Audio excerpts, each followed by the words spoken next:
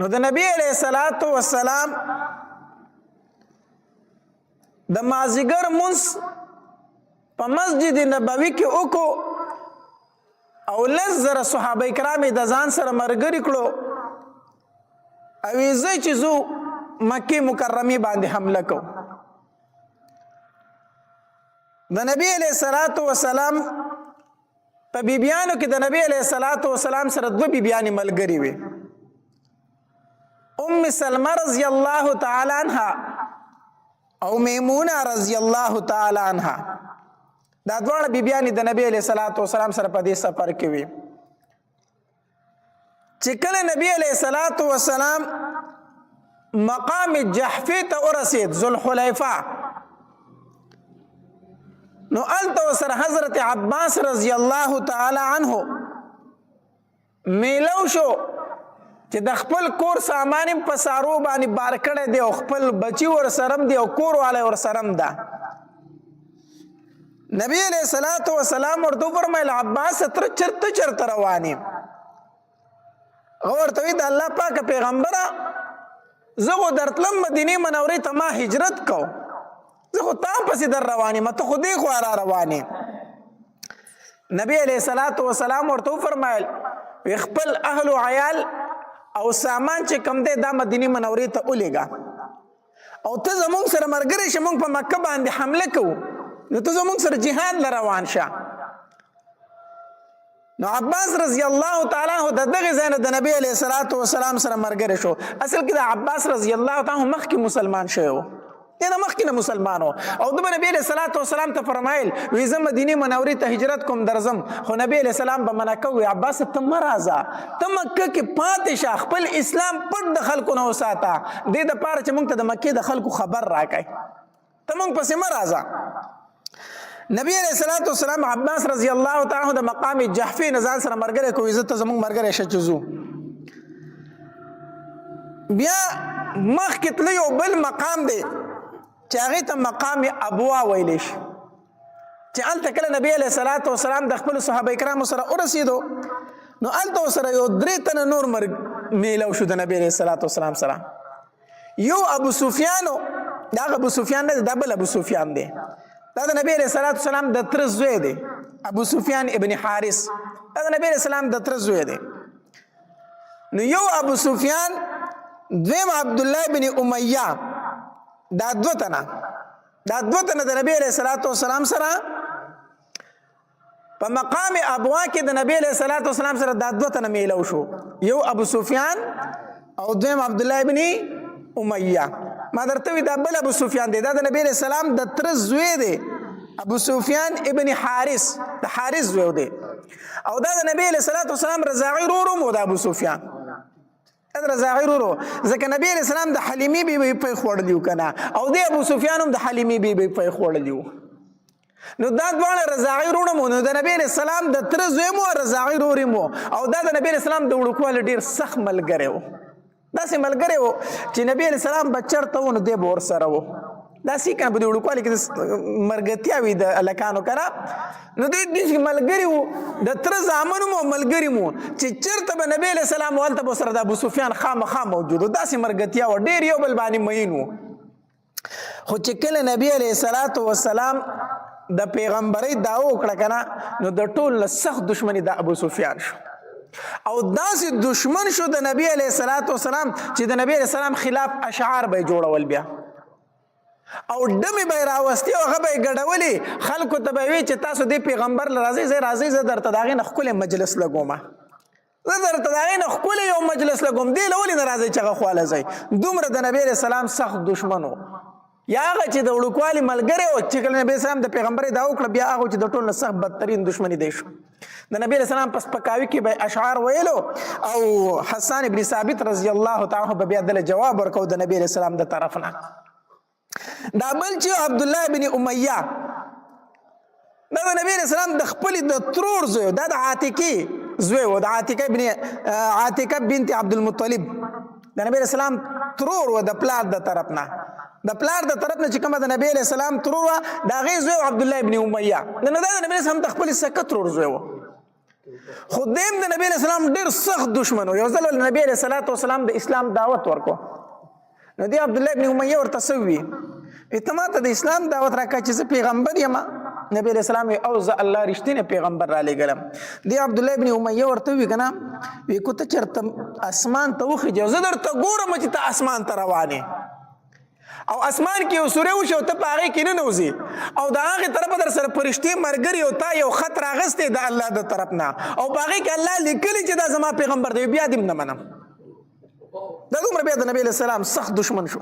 دومره سخت دشمن شو. نو په مقام ابوا کې دا دواړه د نبی علیہ السلام سره میلاو شو. چې دوی میلاو شو صحابه کرام ورته تپوس وکړه که تاسو چېرته ځئ وایي موږ خو مدینې منورې ته در روان په نبی علیہ السلام باندې ایمان موږ راوړو. صحابه کرام راله نبی علیہ السلام له زیری ورکو وی د الله پاک پیغمبره ستا د وړوکوالي هغه دوست ابو سفیان او ستا د خپلې ترور زوی عبدالله بن امیه هغه دواړه مسلمانېږي اجازه ته ورکړه چې راشي کلمه ورته ووایي. نبی علیہ السلام وفرمایل زما مخې مه راولئ زما مخې مه راولئ. صحابه کرام حیران شو د الله پاک پیغمبره تا خو به د دوی دپاره ډېرې دعاګانې غوښتې ته خو به په دوی پسې ډېر زیات خفه وې او دعا به دې غوښته چې الله یو مې د وړوکوالي ملګری دی یو مې د ترور زوی دی الله دا مسلمانان کا او اوس چې هغه مسلمانېږي ته ترې مه خاړئ. نبي علیه السلام وفرمایل بس ما خوالی مه راولئ دوی ما ته ډېر تکلیف راکړی دی دوی ما ته ډېر زیات تکلیف راکړی زما خوالی مه راولئ. هر صحابي به راته خوشحالېده به په نبي علیه السلام به یې زیری کو چې د الله پاکه پیغمبر ستا د وړوکوالي دوست ابو سفیان او ستا د ترور زوی عبدالله بن امیہ مسلمانی کی رای ولو د نبی علیہ السلام د طرف به ته جواب میلو شو ما خوالی مراولی ما خوالی مراولی. د نبی علیہ السلام سره ام سلمہ رضی الله تعالی عنها په دې سفر کې دوی هغې ته وویل وي ته زموږ لږ سپاره شو که نبی علیہ السلام ته که نه. نو ام سلمہ رضی الله تعالی عنها راله نبی علیہ السلام لره وی د الله پاکه پیغمبره ستا د نبوت او ستا د خو اخلاقو نه خو پردې خلک محرومه نه دی دا یو دی د وړوکوالي دوست دی او بل دی د ترور زوی دی دوی به ستا د اخلاقو نه څنګه محرومه ځي. د الله پاکه پیغمبره اجازه ته ورکړه چې راشي چې ایمان راوړي. نبی علیه السلام ورته وفرمایل ام سلمه ډېر تکلیف یې راکړی دی دواړو نو د دواړو ډېر تکلیف راکړی یو زما په سپکاوي کې اشعار جوړولو او د بل ته ما خبره وکړه د ایمان نو د ماله داسې جواب راکو چې کو د الله د طرف نه سره فرشتې راشي او ماله د الله د طرف نه خط راوړي بیا دې نه منم داسې جواب د ماله راکړی دی. دوی رالو علي رضی الله ام سلمہ رضی الله تعالی سپارش کوي د الله پاکه پیغمبر زما امید دی چې دا به ستا نه محرومه نه پاتې کېږي زما امید دی چې ته به دوی محرومه کوې نه. دلته کې دوی دواړه راله علي رضی الله تعالی عنه لره علي رضی الله تعالی دوی دواړو ته وی زه درته یوه طریقه ښیم زه درته یوه طریقه ښیم کېدای شي نبي علیه السلام تاسو معاف کوي څنګه داسې وکړئ که نه چې تاسو لاړ شئ چاته وایئ ما او ډایرکټ د نبي علیه السلام مخې ته ودرېږئ په خپله ورشئ چاته وایئ ما او چې د نبی علیہ السلام مخې ته ودرېږئ که نه نو دا آیات په ووایئ تالله لقد آثرک الله علینا وان کنا لخاطئین. دا آیت په سوره یوسف آیات مبارکه دی چې کله د یوسف علیه السلام ورونه راله یوسف علیه السلام ته ودرېدل او وی پېژنده چې دا خو زموږ ورور دی او موږ کوی ته ورته کړی و او الله د هغه نه څه جوړ کړی دی بادشاه او پیغمبر یې جوړ کړی دی د ملک بادشاه دی اوس موږ خو کوی ته ورته کړی و نو ورونو یې وی تالله لقد آثرک الله علینا وان کنا لخاطئین قسم په الله الله ته په موږ باندې غوره کړی موږ خطا کړو ته الله غوره کړی په موږ باندې موږ نه خطایي شوې ده. ولاړ شئ د نبی علیه السلام وړاندې مبارک وړاندې ودرېږئ د نبی علیه السلام او دا آیت مبارکه تاسو ووایئ. ابو سفیان چې څنګه راغی او نبی علیه السلام ته مخامخ ودرېد که نه دا آیت یې وی تالله لقد آثرک الله علینا وان کنا لخاطئین قسم په الله د الله پاکه پیغمبره الله ته په موږ غوره کړي خو موږ خطاکار موږ نه پوهېدو. چې کله دا آیت ولوستو نبی علیہ السلام چې ورته څنګه وکتل نو نبی علیہ السلام ولې جواب ورکو وی لا تثریب علیکم اليوم په تاسو هیڅ ملامتیا نشته دی یغفر الله لکم وهو ارحم الراحمین الله به تاسو ته بخښنه وکړي الله ډېر رحم کوونکی دی زه تاسو مسلمانان شوئ. ګوره نبی علیہ السلام به چې څوک به ورته مخامخ راغی بیا به نبی علیہ السلام مخ مبارک نشو ټینګولی ورته نبی علیہ السلام ورته وفرمایل لا تثریب علیکم اليوم په تاسو هیڅ ملامتیا نشته دی خیر دی به ما ته خو هر څه ویلي ما معاف کړي یې. بیا او نبی علیہ الصلوۃ والسلام ورته فرمایل الاسلام يخدم ما كان قبله تاسو چې مخکې ما سره څه کړي دي اسلام هغه ارس تاسو ختم کړو هغه ارس تاسو ختم شو د اسلام د وجه هغه ټول ګناهونه درته الله معاف کړو دی ابو سفیان بیا د نبی علیہ الصلوۃ والسلام په مدح کې اشعار ویل په مدح کې به اشعار ویل او دی به د نبی علیہ الصلوۃ والسلام مخامخ نه راتو نه براتو نبی علیہ السلام نه بدای څنګه څنګه ته ګرځیدو او هانکه نبی علیہ السلام بوله د جنت زیری ورکول اے ابو سفیان اے زما د وړوکوالی مرګریا اے زما رضاعی ورته خو جنتی نبی علیہ السلام بوله د جنتی زیری ورکاو خدای به شرمېده په خپل کړو باندې دوم رستو مانو او دا رنګي عبد الله ابن ابي اميه دغه د نبی علیہ الصلوۃ والسلام نه چرته دې په ژوند کې هم د نبی رسول الله صلی الله علیه بیان دي کتلی چې کوم ځکه به نبی رسول الله او صلی الله خطه قتل د خپل ملامتیا د وجه د نبی رسول الله صلی الله علیه وسلم بیان وکتلی بهر حال په لار کې ورسره دوی میلو شي د دواړه ملګری د دواړه صحابه کرام ابو سفیان او عبد الله ابن ابي اميه دوی مسلمانان شو د نبی علیہ الصلوۃ والسلام سره روان شو نبی علیہ الصلوۃ والسلام خو د رمضان المبارک میاشو پر لسم رمضان دوی روان شي وو نو د نبی علیہ السلام او د صحابه کرام روزه وا خو چې یو ځای ته ورسېدل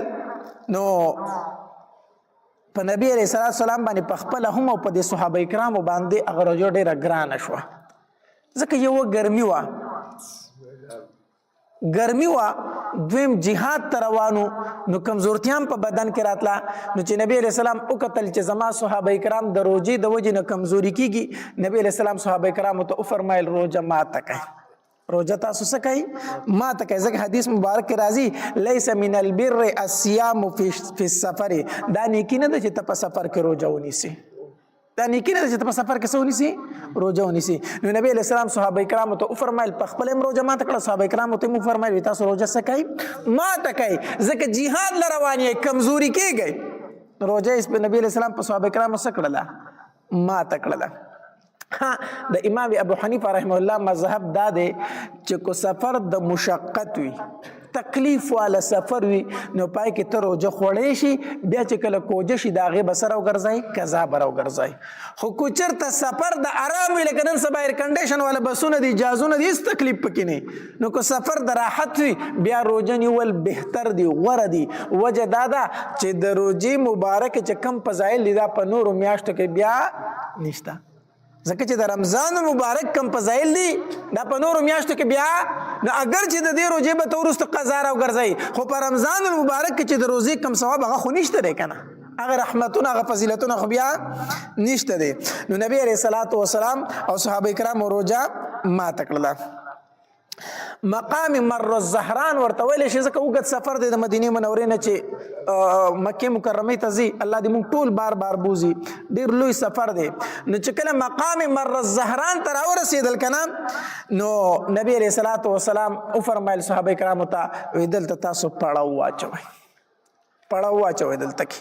ځکه شپه د دلته آرام کو ماسخوتن ټیم و نو چې دا تیاره خوره شوه که نه نو نبی علیہ الصلوۃ والسلام وفرمایل وی د خپلو خیمو سره اورونه بل کړئ اور نه دی اور بل کړئ دا د عربو عادت و چې کوم ځای کې به یې پړاو اچو که نه نو هلته کې به یې د خپلو خیمو سره اور بل کو یو خو پخلی مخلی به هم تیارول ځان لا دویم دا اور به یې ځکه بل کو چې دا لوکي برخ وخیږي او خلک یې ویني چې دلته قافله راغلې او قافله پاتې کېږي نو خلک به راغې د هغې سره به یې تجارت وکړو څه به یې په دوی خرڅ کړو څه به یې د دوی نه واغستل داسې تجارتي قافلې به روانې وي نو د اور به یو علامت به د لرې نه به ښکاره شو چې پلانکي ځای کې قافله د خلک به راټول شو نو تجارت پالته کې وشو میله به ولګېدله نو نبی علیہ الصلوۃ والسلام فرمایل وی د خپلو خیمو سره تاسو بل کوئ اورونه بل کوئ دغلته کې مکې واړه ته خو پته وه چې موږ د نبی علیہ السلام سره واده خلافي کړې ده او یو ورځ به نبی علیہ السلام په مکه باندې حمله کوي کو هر کله ده خپل ځان خو ورته معلومه و چې موږ بدعهدي کړې ده نو دوی به کله کله د شپې چکر لګو چې یاره د مدینې منورې د طرفه خو خیر دی که نه څه حمله ممله خو نه کېږي نو درې تنه راوتي وو یو ابو سفیان ابن حرب او دویم بودیل بن ورقه او دریم حکیم دا درې کسانو د مکی سردارانو دوی راوتي وو بارې چکر وو چې یاره د مدینې منورې د طرفه خو خیر دی که نه چې حملې مملې خو بس دغه نه دوی چې وکتل خیمې لګېدلې او ورونه بلیږي دا یو بل نه تپوس کوي وی بودیله د ابو سفیان د بودیل نه تپوس کوي بودیله معلومیږي دغلته کې چېرته قافله راغلي اور بلګي خیر خو دی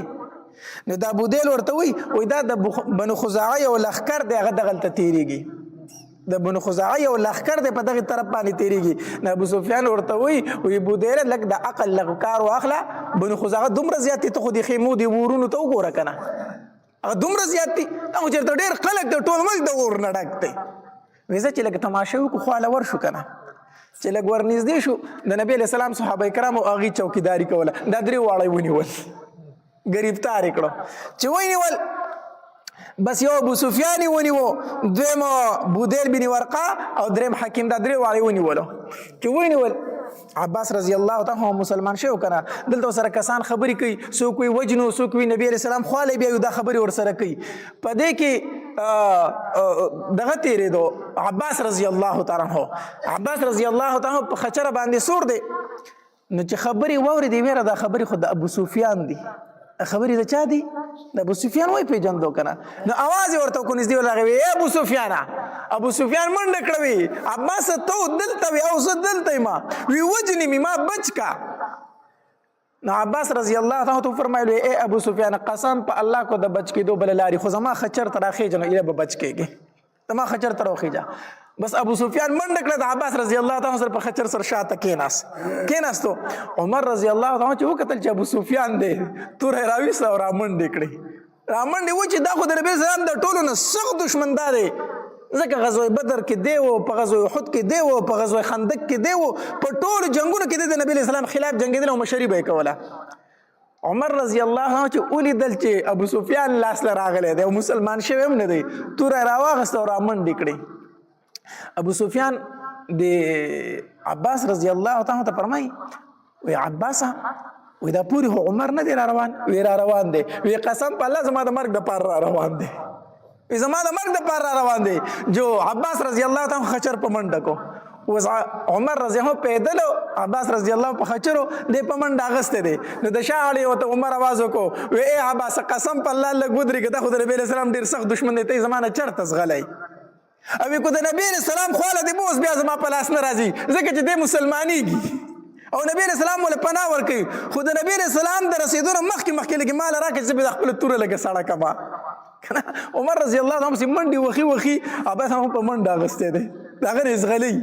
او عمر نه ته منډي وي حتی در دې چې د نبی اسلام خواله ورسو اې د الله پاک پیغمبره ابو سفیان دی را سره نبی علیہ السلام ورته فرمایل ښه ابو سفیان دی او دې کم ځای وستا ملګرو گرفتار کړي دي گرفتار کړي دي نبی علیہ السلام ابو سفیان ته وویل ابو سفیان ایمان راوړه زه درته وسم هم ایمان راوړه اگر چې زما ډېر سخت دشمنی اگر چې زما ډېر صحابه کرام ستا د لاسه شهیدان شوي دي خو اوس درلم دعوت در کوم ایمان راوړه حدیث مبارک کې راځي نبی علیہ السلام فرمایي د زرو کافرو قتل کول دا ما ته خوښ نه دي بلکې ما ته خوښ د یو تن مسلمانېدل دي زه دا نه خوښوم چې زر کافر دې قتل شي زه ډېره مینه د دې سره لرم چې یو کافر دې مسلمان شي د دې سره مینه لرم وی ابو سفیان زه درته وایم چې مسلمان شه ابو سفیان نه مسلمانېدو انکار یې کوم هغه نور دوه ملګري چې کوم ورسره بودیل ابن ورقه او حکیم هغې خو ایمان نه راوړو خو نبی اسلام ته څنګه مخامخ شو کلمه ویل مسلمانان شو خو د ایمان نه راوړو اوس عمر رضی الله تعالی عنہ سیټ ته ولاړ دی توره رستلی دا وی د الله پاک پیغمبر دې نه مسلمانېږي او داسې موقع بیا نه راځي زما د تورې په حواله کا بار دا خبره کوي عباس رضی الله تعالی په عمر رضی الله تعالی په دې سر راوړو او ګرځېدو ته عمر غلی شه کو ستا د قبیلې سړی بیا بریدانه ویلي چې وجنه وای ګوره دغه تو کو وی کو ستا د خاندان او ستا د قبیلې سړی بیا بریدانه وی چې وجنه وای خدا زمونږ د قبیلې سړی د ځکه بار وای چې وجنه وای عمر رضی الله تعالی داسې عباس رضی الله تعالی کتل وی عباس وی زما پلار خطاب نه دی خطاب وی قسم په الله چې ستا په ایمان ز څومره خوشاله شوم کنه کو دومره زه د خپل پلار په اسلام هم خوشاله شوی وي وی چې زه خبر شوم چې عباس مسلمان شو ما ته دومره خوشحالي رااله کو خطاب مسلمان شوی زما پلار زه دورونه خوشحالېدم وجه دا ده که نه چې ته د نبی علیه السلام تری او ستا په ایمان باندې نبی علیه السلام ډېر خوشحاله شو نو چې ما وکتل چې د نبی علیه السلام تره مسلمان شو او نبی علیه السلام خوشحالېده که نه وی ما ته هغه خوشحالي ډېره محبوب ده وی زما زړه خو داسې دی نور چې ته راته څه وایي نو هغه راته وایه نو زه دې د دې وجې نه وژنم چې دا زما د قبیلې نه دی زه دې د دې وجې نه وژنم چې دا د نبی علیه السلام ډېر سخت دشمن دی نبی علیه السلام عباس رضی الله تعالی عنه فرمایل وی عباس د خپلې خیمې ته بوځه هلته به شپه وکړي د ابو سفیان ځان سره بوځه هلته به شپه وکړي که دا صحابه کرام یې ګورې پرېږدي نه د ده ځان سره بوسته خپلې خیمې ته نو عباس رضی الله تعالی د ابو سفیان ته دعوت ورکوي وایي ابو سفیان مسلمان شه ټول عمر مو ګټو ته او لوټو ته او بوټو ته سجدې وکړې څه یې راکړو بوتانو ته سجدې وکړو څه خو تې ومونتل مسلمان شه او تا ته هم پته ده چې دا رښتینی پیغمبر دی او ما ته هم پته ده چې زما دا وراره رښتینی پیغمبر دی ولې په ایمان نه راوړي ابو سفیان راته په جواب کې څه وایي عباس ډېره خفته راته ده چې رښتینی پیغمبر دی ښه راته علم دی ولې نه پوهېږم چې رښتینی پیغمبر دی ولې ایمان نه راوړي مړه څنګه ایمان راوړم غیرت راله اجازت نه راکوي غیرت لره اجازت نه راکوي زه اوس په دې ایمان راوړم دا خلک به څه وایي زموږ د پښتو غیرت دی که نه زموږ د پښتو غیرت دی مړه وایي دا کروړ مې دې پسې نورې تاوان شي خو دا کار نه کومه زموږ د پښتنو دا غیرت دی که نه ته به یو سړي ته په جرګه کې سوال کوي منت کوي دا به ورته ووایي چې لکه ستا پکې پیدره دا کار ولې نه کوي مولي صاحب د پیدې نه زما دې پسې یو کروړ نورې تاوان شي خو نه یې کومه نه یې کومه ولې نه که بس ما له غیرت دا اجازت نه راکوي نو هغه د هغې هم هغه د جاهلیت غیرت د جاهلیت غیرت وی ښه راته پته ده چې رښتینی پیغمبر دی رښتینی پیغمبر دی وی ایمان ولې نه راوړې مړه نو زه په دې خلکو سره سترګې څنګه مخامخ کوم چې زه په دې ایمان راوړم په دې ایمان راوړم بهرحال عباس رضی الله تعالی قایل نه کو په دې خبره باندې په دې خبره قایل نه کو چې ایمان راوړم سحر شو بیا ورسره عباس رضی الله تعالی ملګری دی وی راځه نبی علیه السلام خواله ځو خو چې څنګه را روان دی په نبی علیه السلام سترګې ولګېدې که نه نو بې اختیاره وي اشهد ان لا اله الا الله و اشهد ان محمدا عبده و رسوله ایمان یې راوړ ابو سفیان مسلمان شو چې مسلمان شو ابو سفیان عباس رضی الله تعالی نبی علیه السلام ته فرمایل وی د الله پاکه پیغمبره د ابو سفیان چې دی د مکې سردار دی د مکې مشر پاتې شوی دی نو دته دا فخر لږ خوند ورکوي دا خوښوي چې ما ته لکه څه یو امتیازي غونته شان وی لکه ده دا خبرو سره لږه مینه ده نو دته یو عهده غونته کې ورکړي چې دی پرې خوشحاله شي نبی علیه الصلاة والسلام وفرمایل وی څوک چې د ابو سفیان کور ته په مکه کې داخل شو هغه ته امن دی هغه ته څه دی امن دی دا ورله نبی السلام یو عزت ورکو که نه د ابو سفیان کور ته چې په مکه کې څوک داخل شو هغه ته امن دی هغه ته به موږ هېڅ نه وایو ابو سفیان ورته وایي د الله پاکه پیغمبر زما کور خو دومره دی نه چې ټول خلک پکې داخل شي خو لږ کسان به داخل شي نور به چېرته ځي نو نبی علیه السلام وفرمایل وی څوک چې حرم ته داخل شو هغه ته هم امن دی هغه ته به موږ څه نه وایو د الله پاکه پیغمبر حرم خو هم دومره غټ نه دی ټولې مکې خلک خو پکې نه راځي ته بس خلک داخل شي نو بیا دا نورو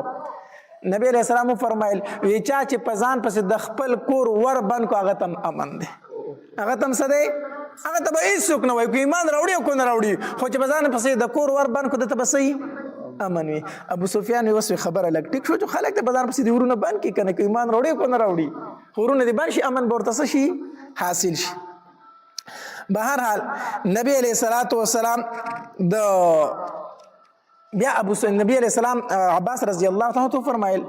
وی د ابو سفیان یو غونډکۍ ته وخېجوه چې دا ټول صحابه کرام یې ویني چې څوک ورته څه ونه وایي ځکه چې هر سړی وي د قبیلې د مکې سردار ابو سفیان دی خو هر سړی د په مرګ پسې ګرځي نو دې غونډکۍ ته یې وخېجوه چې دا ټول مجاهدین یې ویني چې څوک ورته څه ونه وایي چې پته ورته ولګي دا مسلمان شوی دی وی ټیک شو راځه نو ابو سفیان ځان سره داسې یو غونډۍ ته وخېجو عباس رضی الله تعالی سره ودرېدو نو داسې قافلې را روانې دي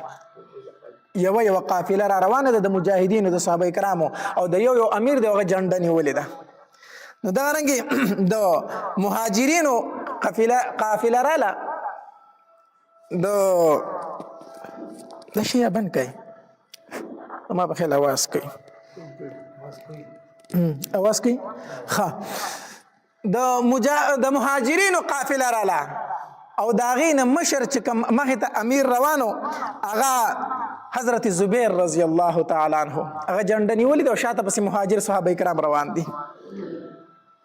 بل قافله د مجاهدینو داسې راله او مخکې د یو امیر روان دی سعد بن عباده رضی الله تعالی عنه. دا قافله د انصار وه،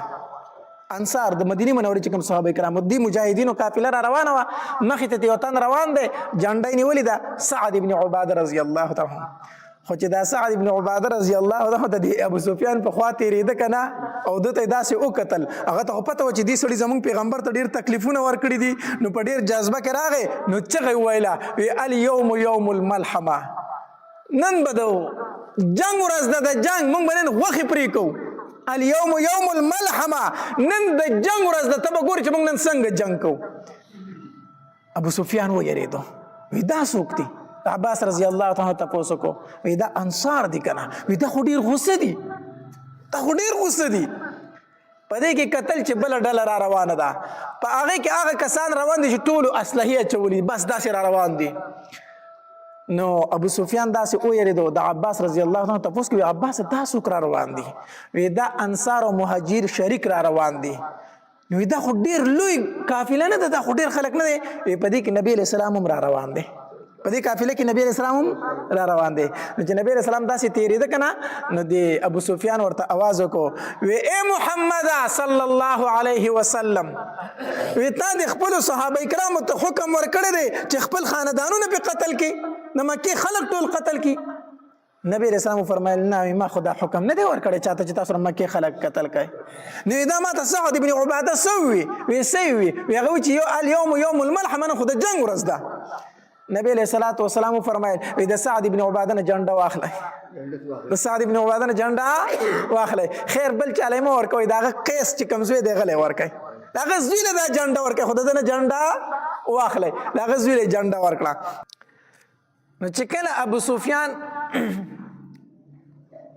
د فتح مکې په ورځ باندې چې ابو سفیان کله مسلمان شو نو د نبی علیہ الصلوۃ والسلام نه مخکې مکې ته ځان را ورسو. مکې ته راغی او په مکه مکرمه کې مسجد حرام ته داخل شو. هلته یو آواز وکړو وی ای د مکې خلکو، نبی علیہ الصلوۃ والسلام په مکه مکرمه باندې حمله کوونکی دی، مکې ته را روان دی، خو مقابله یې ګوره هېڅ څوک ونه کوي، دغه مقابله څوک نه شي کولی. وی څوک چې بیت الله شریف ته راغی هغه په امن کې دی، څوک چې زما کور ته داخل شو زه مسلمان شیم هغه هم په امن کې دی، او چا چې په ځان پسې د کور دروازه بنده کړه دیم په امن کې دی. نبی علیہ السلام دته څه نه وایي، خو د نبی علیہ السلام مقابله ګورئ مه کوئ، د نبی علیہ السلام مقابله نه شي کولی. کو چا مقابله د نبی علیہ السلام په دې ورځ وکړه ځان به هلاک. ابو سفیان دا اعلان وکړو. بیا راغی خپلې ښځې لره، دا د ښځې نه هنده نوم و، هغه هنده چې کوم د حمزه رضی الله تعالی عنه په زړه باندې چکونه لګولي وو، هغه هنده د ښځه و د ابو سفیان. دی راغی وی هندي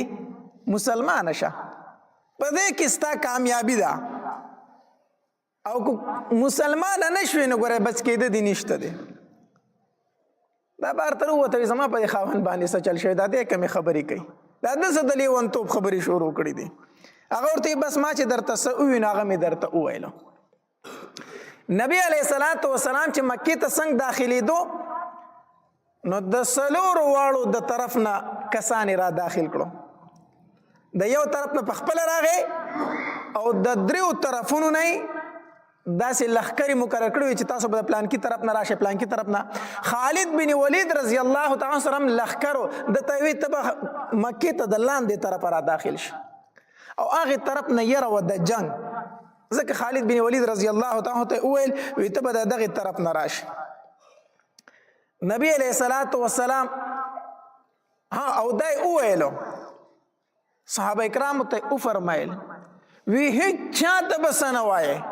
هیڅ چا سره به جنګ نه کوئ، خو که چېرته یو سړی په تاسو باندې حمله کوي او ستاسو سره جنګ کوي بیا به یې مقابله کوئ. دا یې ورته وویل. نبی علیہ الصلوۃ والسلام چې مکې ته داخلیږي انتهایی په عاجزۍ سره دی، خوشحالم دی خو انتهایی په عاجزۍ سره. ځکه هغه خبرې ټولې زړه ته راځي که نه، هغه ټولې خبرې په فکر کې راتلې چې ما سره په دې مکه کې دوی څه نه دي کړي، زه په کومه طریقه د دې مکې نه ایستلی ما، زما لورګانو ته طلاقونه دوی ورکړي دي، زما لورګانې زخمي کړي دي، بلال په سرو شګو سملولی دی. هغه ټولې خبرې ورته یادې دي او نن هغې مکې ته په غلبه باندې را روان دی. حدیث مبارک کې راځي وایي نبی علیه السلام سر داسې ټیټ کړی دی چې مکې ته را دننه کېږي او دومره په عاجزۍ سره یې سر ښکته نیولی دی. وایي د نبي علیه السلام د ګیرې مبارک ویښته چې دي که نه د اوښ د کجاوې سره به لګېدل، د اوښ د کجاوې سره د نبي اسلام د ګیرې مبارک د ویښته لګېدل، داسې سر ټیټ نیولی ډېر په عاجزۍ سره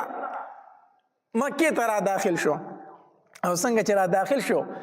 په خوږ اواز سره په تیز اواز سره د دې آیاتونو تلاوت شروع کو، انا فتحنا لك فتحا مبینا، او د سوره نصر تلاوت شروع کو، اذا جاء نصر الله والفتح ورأيت الناس يدخلون في دين الله افواجا. دا سورت په تیز تیز اواز باندې ویل. نبی علیہ الصلوۃ والسلام مکې ته را داخل شو، ناصاف نظر ولګېدو چې د خالد بن ولید رضی الله تعالی توره چمک وي پړکېږي، داسې صحابه کرامو تورې دي دا چمک وي پړکېږي. نبی علیہ الصلوۃ والسلام خالد بن ولید رضی الله تعالی وغوښتو، وی خالد دا څه دي، ته خو ما د جنګ نه منع کړی، تا خو جنګ شروع کړی توره دې پړکېږي. د الله پاکه پیغمبر ډېر صبر مې ورته وکړو، ډېر صبر مې ورته وکړو، ما پې حمله نه ده کړې، دوی په ما باندې حمله وکړه، زه یې نه پرېښودم. نو چې په ما یې حمله وکړه تا راته ولي چې بیا به جوابي کاروایي کوي، جو ما پې هم شروع کړه، ما پې هم شروع کړه.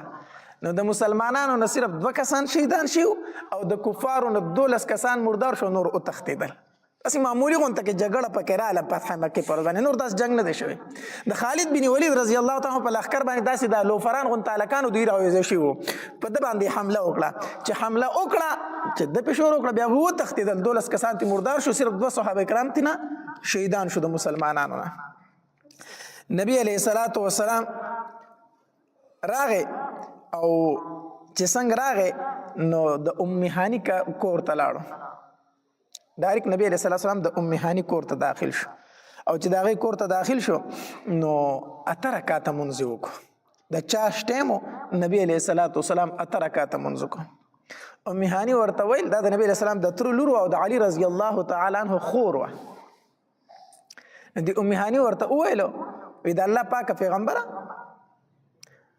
زما د خاوند 2 رشته دار دغه مسلمانان شي زما کور ته راغلي دي، زما سره پناه غستې ده او زما غرور نه دی علي اپسې توره رستلې دی چې زه یې وجنم، هغې زما سره پناه غستې ده علي یې وجني، زما ورور یې نه پرېږدي. نبي علیه الصلاة والسلام وفرمایل وی څوک چې د ام هانی کور ته داخل شو هغه په امن باندې دی، علي دوی ته څه مه وایه، دوی ته ام هانی پناه ورکړې ده، دوی ته څه مه وایه. نو نبی علیه الصلاة والسلام بیا حرم ته داخل شو او د خانه کعبې طواف یې وکړو او د خانه کعبې نه چې کم ګیر چاپېره 380 بوتان پراته وو، د نبی علیه الصلاة والسلام په لاس مبارک کې داسې یوه لخته وه او حدیث مبارک کې راځي یو بوت ته به یې داسې نیوه او دا آیت به وي جاء الحق وذهق الباطل ان الباطل كان زهوقا. دا آیت به وي او یو بوت ته به یې لخته داسې مخامخ کوله او څنګه چې به ورته لخته مخامخ کړه بوت په نسکور را پرېوتو. دا ټول بوتان ځمکې ته 380 بوتان ځمکې ته را پرېوتل. نبي علیه السلام یې دا لرې کړی د دې ځای نه. چې کله طواف یې وکړو بیا نبي علیه الصلاة والسلام عثمان ابن طلحه رضی الله تعالی عنه راوغوښتو. عثمان ابن طلحه رضی الله تعالی عنه هغه صحابي دی چې د ده سره به د بیت الله شریف چابیانې وي، بهرحال دغه ټایم کې لا مسلمان شوی نه و. نو بیا نبي علیه الصلاة والسلام عثمان ابن طلحه راوغوښتو او عثمان بن طلحه ته وی ماله د خانه کعبې چابیانې راکړه. چابیانې ترې واغستې او نبي علیه الصلاة والسلام چې څنګه د خانه کعبې دروازه کوله وکړه نو دننه پکې تصویران لګېدلي وو، خانه کعبه کې دننه دي کافرو تصویران لګولي وو. نبی علیه الصلاة والسلام فرمایل وی د خانه کعبې نه دننه دا تصویران لرې کوي او د زمزم په اوبو یې وینځئ، د زمزم په اوبو باندې وینځئ. نو خانه کعبې نه تصویران لرې کړه شو، د زمزم په اوبو باندې وینځلې شوه. نبی علیه الصلاة والسلام خانه کعبې ته داخل شو او مونځ یې پکې دننه وکړو او چې دنه پکې مونږ کو د الله اکبر چغې ورله په هر ګوټ کې واله خانه کعبه په ګوټونو باندې وګرځیدو الله اکبر دا چغې واله او دو صحابه کرام سره هم دنه شو بیت الله شریف ته بلال رضی الله تعالی عنہ او اسامه رضی الله تعالی عنہ دا دو صحابه کرام سره خانه کعبه ته دنه شو چې کله نبی علیہ الصلوۃ والسلام خانه کعبه کې مونږ وکړو او دروازه کوله کړه بار تر و د خانه کعبه په دروازه کې ودرې نو غیر چاپیر حرم شریف مکمل دخل کوډا کو با غیر چاپیر خانه کعبه نه څومره ایره دا مکمل د مکه ټول خلک راچې درو زای ډک کړو نو نبی علیہ الصلوۃ والسلام د خانه کعبه په دروازه کې ودرې د داسې د درشلې اونیوي او نبی علیہ الصلوۃ والسلام یو خطبه ویله اوګه خطبه ده نبی علیہ الصلوۃ والسلام پکې دا آیتوم تلاوت کوم يا أيها الناس إنا خلقناكم من ذكر وأنثى وجعلناكم شعوبا وقبائل لتعارفوا إن أكرمكم عند الله أتقاكم اے خلکو تاسو د یو سړی د آدم علیه السلام او د یوې زنانه د حوا بیبي نه پیدا شوی تاسو د یو سړی اولاد په تاسو کې خکته او پورته نشته او چته او کوز در پکې نشته دی ها ان اکرمکم عند الله اتقاکم د الله په نسبت په تاسو کې غوره هغه انسان دی چې هغه تقوا دار دی بس کوغه د ار نسب سره تعلق ساتي الله دا نسبونه په تاسو کې د لپاره پیدا کړی چې او پیجندلې شي په تاسو دا د پہچان د لپاره دا د پیجنګلو د لپاره دی په عربو کې دا عادت او جغي په دې نسبونو باندې ډیر فخر کو نو نبی رسول الله په دې آیت کې دا غیر رد وکړو په فتح پکې پر چې په نسبونو باندې ګوره فخر نشته دی فخر کو دین هغه صرف په تقوا باندې دی نبی علیہ الصلوۃ والسلام به فرمایل وی اے قریشو ستاسو خیال چې زبردن ستاسو سره سکوما غیر چا پر خلک ولاړ لیکنه هر سړی ته خپل ظلم رایات دی چې ما د پیغمبر سره او د ملګرو سره سکړی دي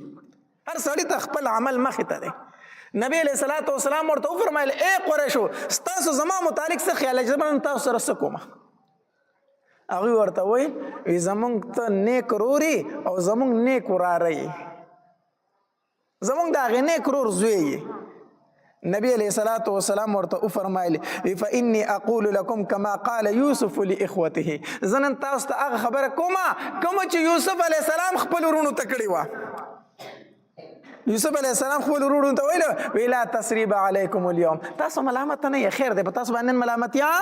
نشته دی زه درته وایم چې لا تسریب علیکم اليوم په تاسو باندې هیڅ ملامت یا نشته دی اذهبوا فانتم الطلقاء زه تاسو کورونو ته تاسو ته اسم نام تاسو آزاد یې ما سره چې هر څه کړی دي ما تاسو څه کړلای معاف کړی نبی علیہ الصلوۃ والسلام فرمایله بیا د نبی علیہ الصلوۃ والسلام سره هغه چابیان د خانه کعبه وی نو چې څنګه وروته نو د خانه کعبه په دې صحن کې دغلته کې حرم کې کېناستو چې کېناست د نبی رسول الله چابیان پلاس کې داس پلاس کې اړولې راړولې علي رضی الله تعالی عنہ پاسې دو وی د الله پاک پیغمبر دا کنجانی مونږ لراکا خانه کعبه د چابیانی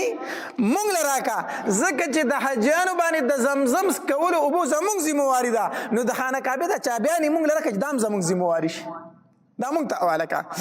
نبی علیہ الصلوۃ والسلام اسونه ویلو د الله د طرف نه آیت نازل شو ان الله یامرکم ان تؤدوا الامانات الى اهلها امانت په خپل اهل ته واپس کوئ د الله پاک پیغمبره دا چابي چې تا د چانغه سي دا ستاسو سره امانت ته دا هغه چاته واپس کړي چې چا نه دی اغست ده نبی علیہ الصلوۃ والسلام فرمایلی عثمان ابن طلحه شو مال رو واړی غیر وغوښتو چې راغی وی هم دا چابیانی دیواله د خانه کعبه د چابیانی والا او دا ستا سره نه دا به تر قیامت پورې ستا سره استاد اولاد استاد خاندان سره وي او نبی علیہ الصلوۃ والسلام ورته فرمای وی دا زنه در کوم دا الله درکړي دا زنه در کوم دا چا درکړي الله تبارک وتعالى درکړي الله آیت نازل کو چې ان الله یامرکم ان تؤدوا الامانات الى اهلها به هندا چا بیان واخلا بیا نبی علیہ الصلوۃ والسلام حرم شریف کې ناشته د ماسپخین ټیم شو چې کله د ماسپخین ټیم شو د بانګونو اذانونو ټیم شو د ماسپخین د اذانونو ټیم شو نبی علیہ الصلوۃ والسلام بلال څه شو مالا بلال لګو ګورای خلک ورته بلال داده بلال روغتو وی بلال د خانه کعبه چت ته اوخه جو د ماسپخین اذان پیوکا ماسپخین اذان پیوکا د خانه کعبه چت ته اوخه جا بلال رضی الله تعالی عنہ د خانه کعبه چت ته اوخه او د ماسپخین اذان پیوکا اذان وکړو بیا چې د دې بلال رضی الله تعالی عنہ ځل چاته پوسکو بلاله په مدینه منوره کې خو یقینا ته د نبی علیہ السلام مؤذن ته دلته اذان کوي ټیک شو خو د فتح مکې په ورځ باندې ستا په وهم ګمان کې دا و چې نبی علیہ السلام به ماته و چې په بیت الله کې هم ته اذان وکړه بلال رضی الله عنه فرمایي دا زما په وهم ګمان کې نه و دا زما په سوچ کې نه و چې نبی علیہ الصلوۃ والسلام به ماته و چې د فتح مکې په ورځ باندې د ماسپخین بانګ ته وایا اذان ته وکړه د ماسپخین وجه دا و ما وی چې دلته کې ډېر لوی لوی سرداران ناستي ابو بکر هم ناسته عمر هم ناسته عثمان هم ناسته علی هم ناسته رضی الله تعالی عنهم اجمعین نور لوی لوی سرداران د مکې ناستی بلال خو په مکه کې د غلامۍ ژوند تیر کړی دی اخو دلته کې یو غلام پاتې شوی دی بلال ته نبی علیہ السلام سو چې راشه بلال ته اذان وکړي زما خو په سوچ کې هم دا نه وه خو د نبی علیہ الصلوۃ والسلام دا انصاف چې بلال زما د مسجد نبوي مؤذن دی نو بلال به زما په بیت الله کې اذان کوي نو چې کله بلال رضی الله تعالی عنہ د ماسپخین اذان کو کنه نو غیر چاپیره الکان هم ولاړو نو یو څو الکان نو چې بلال رضی الله تعالی عنہ به اذان کو نو غوي پیخي کولی د اذان نو پاره کې یو الک ابو محذوره نو چې کله بلال رضی الله تعالی عنہ به اذان کو کنه نو دبم پتی زبانی د بلال رضی الله سره د پیخي به کول لک څنګه دا واړه چیږي دغه پیخي د بلال رضی الله تعالی عنہ کولی دم اذان کو نو چې اذان ختم شو نبی علیہ السلام مال دا واړو ونیسي زما خواله راولي نو دی ونیول صحابه کرامو نو نبی علیہ الصلوۃ والسلام لرا واستو نو دی داسې رپیدل ابو محذوروی ما خوي چې وس پر باندې سزا اوري خو چې کوم سزا بر نبی علیہ السلام راکړي کوم سزا بر راکړي کنه نو ماته نبی علیہ السلام زما आवाज پکې لک خو غونټو ماته نبی علیہ الصلوۃ والسلام چې شابه دا وخت چې کوم الفاظ ولا بیا وایا ایمان شو ولې چې شابه وایا وخت چې کوم الفاظ ولا وایا ما اذان شروع کو چې الله اکبر کنه ما ته چې تیز وایا زه خو یریدم په کلاره مې ما ته چې تیز وایا ما په تیز شروع کو چې الله اکبر اشهد ان لا اله الا الله اشهد ان محمد رسول الله ودا اذان می شروع کو چې اذان می شروع کو نبی علیہ الصلوۃ والسلام را لدی په دې سینه باندې لاس راو کاغو په دې سر باندې را لاس راو کاغو چې لاس راو کاغو ما ته چې الله پاک پیغمبر اشهد ان محمد رسول الله ما وی چې دا د الله رسول دی د الله پاک پیغمبر زه مسلمان یم اذا کشان مسلمان شوم په دغه وخت کې د 14 کاله عمر بیا مې نبی علیہ الصلوۃ والسلام ته فرمایل چې د الله پاک پیغمبر د دې بیت الله شریف مؤذن ما نه جوړوي د خانه کعبه مؤذن ما نه جوړوي چې زه به د اذان دلته کوم وی نبی علیہ السلام د مکه چې کمتن گورنر مقرر کو هغه ته ویل چې ابو محذوره بدلته کې مؤذن وی اذان بدیک تر مرګ پوری ابو محذوره رضی الله تعالی عنہ به دغلته اذان کړی دی خو ابو محذوره رضی الله تعالی عنہ به څنګه اذان کو اخ کشان اذان به کو چې کوم نبی علیہ الصلوۃ والسلام ته کړی و یو ځل به په کلاروي یو ځل به بیا پسوي پتیزوي ځکه چې دې یریده کنه د په کلار کراروي وی اشهد ان محمد رسول الله نبی سلام تیز وایا چې به پتیزوي نو دې زما اذان هم دغه شانتي دو بیا دغه شانتي اذان یو ځل به په کلاروي بل ځل به بیا پسوي پتیز आवाज سره وایلو نو تر مرګه پورې ابو محذوره رضی الله تعالی عنہ بیا د خانه کعبه سو مؤذن و دی پکې دغلته مسلمان شو بیا نبی علیہ الصلوۃ والسلام د خانه کعبه نماز پخین مانځنه ورستو بیا طواف وکړو او چې طواف وکړو نو صفا غونډه ته لاړ او صفا غونډه باندې نبی علیہ الصلوۃ والسلام ادرې د خانه کعبه ته مخ کو او ډېر دعاګانې اوغختې ډېر دعاګانې اوس هم طریقه ده کنه الله دې مونږ ټول حج او عمرې لبوزي چې د خانه کعبې نه طواف وکړي کنه نو بیا به 2 رکعاته مونځ وکړي چې مونځ دې وکړو بیا به د زمزم اوبه ښه ډېرې وڅکي نو چې د زمزم اوبه دې وڅکلې نو بیا به صفا غونډۍ ته لاړ شي نو چې د صفا غونډۍ ته لاړ شي نو هلته به ودرېږي خانه کعبه بالکل مخامخ ته داسې حجر اسود طرف بالکل مخامخ ته چې صفا غونډۍ باندې ودرېږي نو طریقه دار هلته ودرېږه او خانه کعبې ته ګوره او د الله نه دعاګانې غواړه ښه ډېرې دعاګانې اوغتې د هغې نه وروسته بیا د صفا مروه په منځ کې سړی شروع کړه دا اوس هم طریقه ده نو نبی علیہ الصلوۃ والسلام چې د صفا غونډۍ ته لاړ خانه کعبې ته مخ کو او ډېرې دعاګانې اوغتې نو چې نبی علیہ السلام دعاګانې وغوښتې نو په انصارو کې یو انصاري صحابي آواز وکړو وی د الله پاکه پیغمبر خپل کلی د فتح شو خپله علاقه د فتح شوه اوس خو به ته په مکه کې پاتې شي او موږ به پرېږدې نو دا د انصار صحابه مینه وه د نبي علیه السلام سره د الله پاکه پیغمبره تا خو خپل کلی فتح کوم مکه که نه اوس خو به ته د خپل خاندان سره دلته پاتې کېږي او موږ به پرېږدې موږ به داسې یوازې ځو نو نبی علیہ الصلوۃ والسلام چې ورته دغه आवाज واورید کنه نبی علیہ الصلوۃ والسلام ورته وفرمایل وی اے انصار ووري زما ژوند مستاسو زما مرګ مستاسو زه په ژوند باندې مستاسو سره ما خو زه به د مرګ باندې مستاسو سره ما یره دا خبره چې انصار وورید کنه دښو د هغې د خوشحالۍ صحت نو په دغه موقع کې چې نبی علیہ السلام خو موږ سره واپس مدینه منورې ته ځي ډیر زیات خوشاله شو په دې باندې انصار صحابه بیا نبی علیہ الصلوۃ والسلام بیعت شروع کو د صحابه کرامو سره راتلو مسلمانې د صحابه کرام نبی علیہ الصلوۃ والسلام د صحابه کرامو سره د سړو سره بیعت کو بیا د زنانو سره د بیعت نمبر شروع شو زنانه براتلی مسلمانی دی به د نبی علیہ الصلوۃ والسلام سره به بیعت کو د زنانو د بیعت دوه طریقې وي د نبی علیہ الصلوۃ والسلام سره یو طریقه دا و داس یو صادر به نبی علیہ الصلوۃ والسلام له وروړی شو نبی علیہ السلام به د صادر یو طرف ونیو زنانو به د صادر بل طرف ونیو او د نبی علیہ الصلوۃ والسلام سره به بیعت کو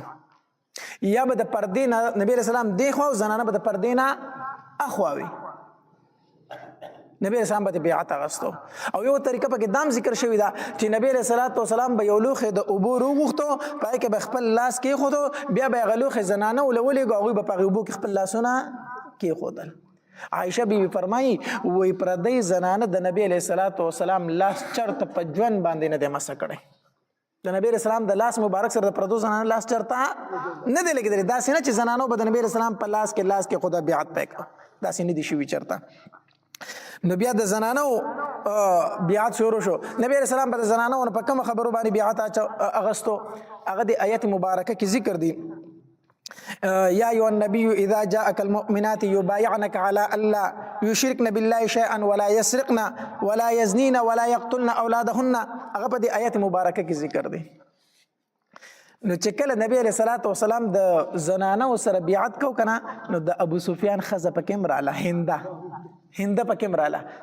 دا مسلمانی دا خو دې په مخ باندې کپڑا چولی او پرده کړي و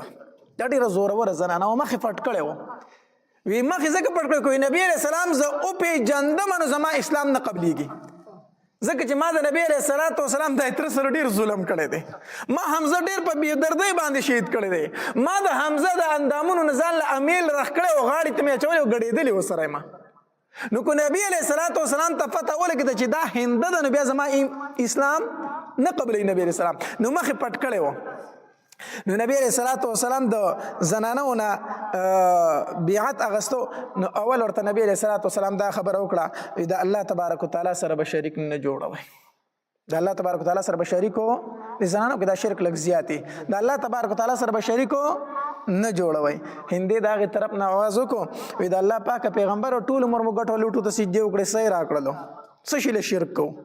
نه کو نن بعدو ټول عمر خو زرونه ټټ کړی دي نو سې راکړي سیندې راکړي نه کو نن بعد نبی رسول الله حیران شو چې ډیره تیز زنانه ده بیا ورته نبی علیہ الصلوۃ والسلام او فرمایلو وی خپل اولاد به نه قتلوي خپل اولاد به نه قتلوي مونږ نه قتلو خو مونږ واړه رالوی کړه تار په جنگونو کې شهیدا وجل وي نبی رسول الله حیران شو دا څنګه زنانه ده نبی صلی الله علیه وسلم ورته فرمایلی خپل اولاد به نه قتلوي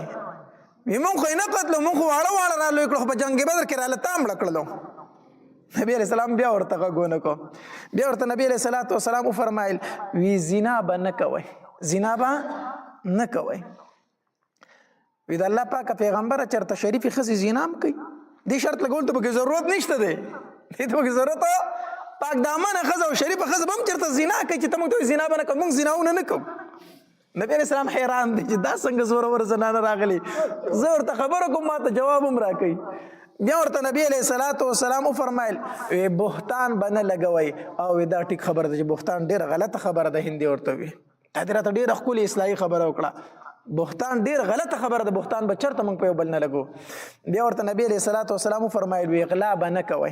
غلا به نه کوئ. نو هندي ورته رای طرف نه آواز وکړو وی زما خاون ابو سفیان لک شوم د مال پیسې نه راکوي، نو که زه په پټه دغه د پیسو نه لګې ځان لرالم نو د دې اجازت پي شوم د مال خرچې له پیسې نه راکوي، خو که زه دغه د پیسو نه به قدر ضرورت رالم نو ماته به اجازت وي.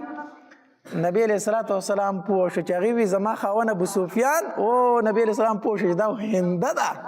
دې خو مخ پټ کړی و که نه، خو چې دا خبره یې د خولې نه ووته وي زما خاون ابو سفیان لږ شوم دی ماله پیسې نه راکوي. نبی علیہ السلام وپېژني ته هندی،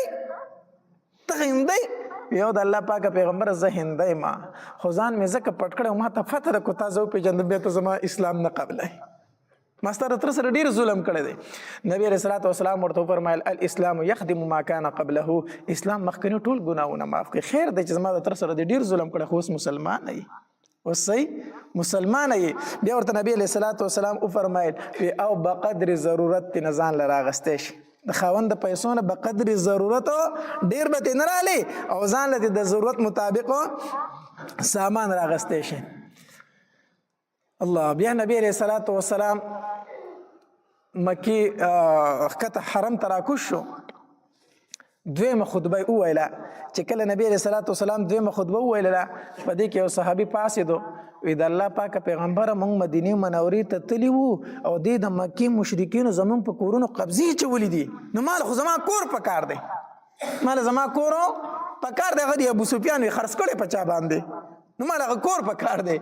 نبی علیه الصلاۃ والسلام ورته په غوږ کې داسې خبره وکړه چې خبره ته وکړه دی غلی کېناست، هېڅ ونه وي. بیا یې مطالبه ونه کړه. بیا ته نه چا تپوس وکړو وي تا ته نبي علیه السلام په غوږ کې څه ووي؟ ما ته نبي علیه الصلاۃ والسلام په غوږ کې دا وفرمایل که نه چې غلی شه، کو دا دې پرېښود الله به د دې په بدل کې تاله په جنت کې کور درکړي، کو دا کور دې پرېښود الله به درله په جنت کې څه درکړي؟ کور. ما نبي علیه الصلاۃ والسلام ته وفرمایل الله پاکه پیغمبر دا مې پرېښی دی خو ماله په جنت کې کور، ماله په جنت کې کورو. بس چې څومره مهاجر صحابه کرام هغوی دا خبره واورېده وی د الله پاکه پیغمبره موږ خپل کورونه دوی ته پرېښي دي. خیر دی که دوی خرڅ کړي دي، کو قبضې پې اچولي، موږ ورته څه کړي دي؟ پرېښي دي. صحابه کرامو پرېښودل. بیا نبی علیه الصلاۃ والسلام عامه معافي وکړه وی تاسو ټول معاف یې، خو یو څو کسانو چې د هغې متعلق نبی علیه الصلاۃ والسلام وفرمایل وی دا خو چې کوم ځای وموندل دا قتل کوي.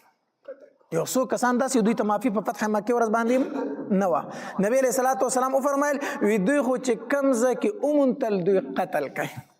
په هغې کې یو د ابو جهل زوی عکرمه رضی الله تعالی عنه هم موجود و. عکرمه دې موجود دا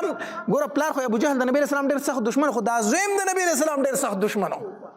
ده به هم د نبی علیه السلام ډېر سپکاوی کو.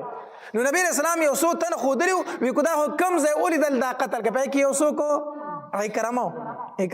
نو چې عکرمه دا خبره واورېده چې زما د مرګ حکم نبی علیه الصلاۃ والسلام کړی دی، دی د مکې نه وتښتېد، د مکې نه وتښتېدو لاړ مدین ته. هلته کې ناړو دلته کې ښځه چې کومه وه د عکرمه رضی الله تعالی ام حکیم، دا نبی علیه الصلاۃ والسلام لراله مسلمانه شوه، ښځه مسلمانه شوه. چې مسلمانه شوه وی د الله پاکه پیغمبره زه د عکرمه ښځه یم، زما خاوند د قتل حکم تا کړی دی، کو زه هغه ته پناه ورکړم زه پناه ورکولی شم. نبی علیه الصلاۃ والسلام ورته وفرمایل ای ام حکیم چې ته خپل خاوند ته پناه ورکوې بس زما د طرفه ورته هم پناه ده.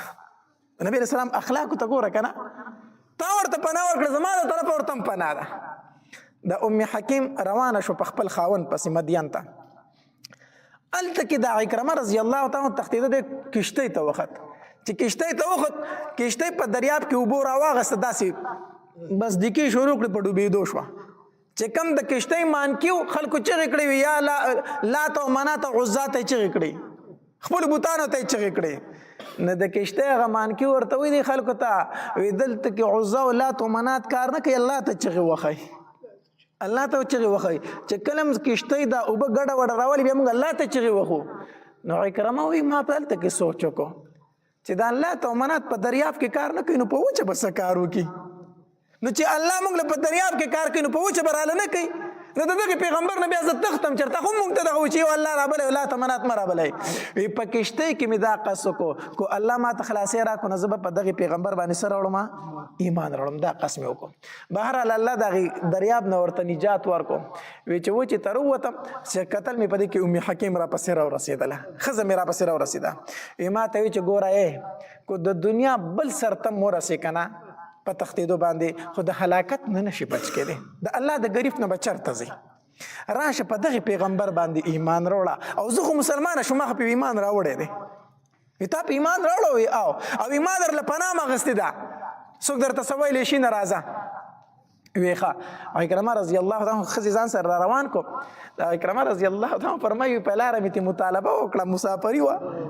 نو ما ترې کوروالي مطالبه وکړله وي دې راته وایي چې رانږدې نه شي زه مسلمانه یم او ته کافر یې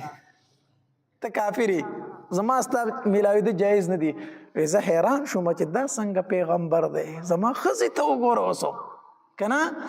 نو به هر حال ویره ورسېدو نبي علیه الصلاة والسلام خواله خو چې لا راغلي نو د هغې نه مخکې نبي علیه السلام صحابه کرامو ته وفرمایل وی اکرمه را روان دی د ابو جهل زوی او مسلمانیږي نبی رسول ته الله وحی وکړه اکرمه را روان دی د ابو جهل زوی مسلمانیږي خو پلار ته ګورې بد رد ونه وایي ځکه وی د مړو چې څوک بد بیانوي نو هغې باندې ژوندو ته تکلیف میلاویږي د مړو چې څوک بد بیانوي که نه کور څومره بد سړی خو ژوندو وارثانو ته پې څه میلاویږي تکلیف میلاویږي نو اکرمه را روان دی مسلمانیږي خو هسې نه چې تاسو په دې مجلس کې د ابو جهل بد ووایئ ځکه د هغه پلار دی هغه ته پې څه میلاویږي تکلیف په میلاو شي د نبی علیه الصلاة والسلام مجلس ته راورسېدل ښځه یې پرده کړې سیټ ته ولاړه د ام حکیم اکرمه رضی الله تعالی راغې وی د الله پاکه پیغمبره ته ام حکیم ته زما دپاره پناه ورکړې ده ام حکیم ما ته پناه راکړې تا ورته ویلي دي چې او پناه ورته ورکړې نبی اسلام او ما ویلي دي تا ته پناه ده تا ته څوک څه نشي ویلی وی د الله پاکه پیغمبر زه راغلی یم چې ایمان راوړم نبی علیہ الصلوۃ والسلام ورته ویل اسرا دی خوکه اکرمه رضی الله تعالی کلمه ویل اشهد الله اله الا الله وحده لا شریک له واشهد ان محمدا عبده ورسوله کلمه ویل مسلمان شو بیا اکرمه رضی الله تعالی فرمایل وی د الله پاک پیغمبر څومره مال می چې د الله خلاف لګولې دی کنه دا غي دوچن به اوس د الله فلاره کې لګو د الله فلاره کې وای لګوم او څومره چې د الله او د الله د رسول خلاف جنگېدل کنه دومره به اوس د کفر خلاف جنگېږم او دک اکرمه رضی الله تعالی عنہ بیا د ابوبکر رضی الله تعالی عنہ په دور خلافت کې شهید شو او چې کله جسم مبارک او کتل شنو د نیزو د غشو او یا زخمونه په موجود د ابو جهل زوی دی بیا مسلمان شوی دی دې وجه نه یو ځل نبی علیه الصلاة والسلام ام سلمه رضی الله تعالی فرمایي وی ما ته یو ځل نبی علیه الصلاة والسلام وفرمایل چې ام سلمه خبرې وی ما وی چې نه وی ما په خوب کې ابو جهل د پاره په جنت کې یو غونچک ولیدو نبی علیه الصلاة والسلام راته وفرمایل چې ما د ابو جهل د پاره په جنت کې یو غونچک د میوې ولیدو چې کله اکرمه مسلمان شو نبی علیه الصلاة والسلام وفرمایل چې غونچک د میوې اکرمه دا اکرمه دا د غزوی و دې سکیدو مسلمانی دو الله تبارک وتعالى زکه او په فتح مکی په ورځ باندې د اکرمه رضی الله تعالی د لاسه یو مسلمان هم شهید شو د کافرو کنه په یو مسلمان حمله وکړه غي شهید کو دوه تر مسلمان شهید شو په کې یو د شهید کړي و نبی علیہ الصلوۃ والسلام ته خبر راغی وی هغه پلان کې صحابي چې هغه د ابو جهل زوی شهید کو اکرمه شهید کو وی نبی علیہ السلام په خندا شو وی قاتل مقتول دواړه جنتیان دي قاتل مقتول دواړه جنتیان دي صحابه کرام حیران شو چې نبی علیہ السلام څه فرمایل مقتول خو ځکه جنتی دی چې مسلمان دی نو قاتل خو کافر دی اکرمه دی نو نبی علیہ السلام په خندا شو قاتل مقتول دواړه جنتیان دي دا ځکه چې نبی علیہ السلام ته فتوا او وحی ورته ملاو شوی و چې اکرمه به راځي او څه به کېږي مسلمانېږي به نو بیا اکرمه رضی الله تعالی هم د فتح مکې په ورځ باندې څه شو مسلمان شو د دې فتح مکې نه موږ ته یو لوی سبق میلاو شو سبق څه میلاو شو نبی علیہ السلام ته چې کافرو څومره تکلیف رسولې دومره به موږ ته چې زموږ دشمن را رسولې د وطن نه ایستلي یو لورګانې راله زخمي کړي دي ملګري راله په تودو شګو سملولي دي غلامان راله د ملګرو نه راخ کړي دي نورو ته دشمنۍ د وجې نه طلاقونه میلاو شوي دي کم تکلیف نبی علیہ السلام ته نو میلاو شوی په مکې په ورځ باندې خو چې د نبی علیہ السلام غلبه پرې راله که نه نو څه فرمایي نبی علیہ السلام لا تسریب علیکم اليوم په تاسو هېڅ ملامتیا نشته زه ما معاف کړي یې ما څه کړي یې معاف کړي یې زه حیران یم په خپل حالت باندې. په جرګه کې به ته لاړ شي چا دپاره که نه سوال منت به ورته کوي، هغه درته په جواب کې څه وایي؟ الله دې فنا راکړي، الله دې فنا راکړي. کفري خبرې پکې کوي. بعضې وایي که هغه پلار مې د قبر نه راپاسې نه یې معاف کومه، او که د الله پیغمبر راپسې راشي نعوذ بالله نه یې معاف کومه. بعضې وایي که الله پکې راکوز شي نه یې معاف کوم نعوذ بالله. دا کېږي که نه کېږي دا خبرې؟ دا چې څوک وکړي دی دې دا نه وایي چې زه مسلمان یم په دې ټایم کې. ښه دی ځان ته بیا مسلمان نه وایي، دوباره دې کلمه ووایي. دی تلې د اسلام نه وتی دی چې الله راپسې راکوز شي، که د الله پیغمبر راشي زه دا خبره نه منم، په دې سره دی مسلمان نه پاتې کېږي. زه ورته وایم ته د الله د پیغمبر نه ډېر غیرتي. د الله پیغمبر له چې څوک راغلی ما معاف کوي، ما معاف کړی یې. په تا پسې جرګه راغلې، ستا په دیره کې ناسته ده، سوال درته کوي، منت درته کوي، ته وایي نه یې معاف کوم، نه یې معاف کوم، نه یې معاف کوم، ما سره یې دا کړي، ما سره یې دا کړي دي.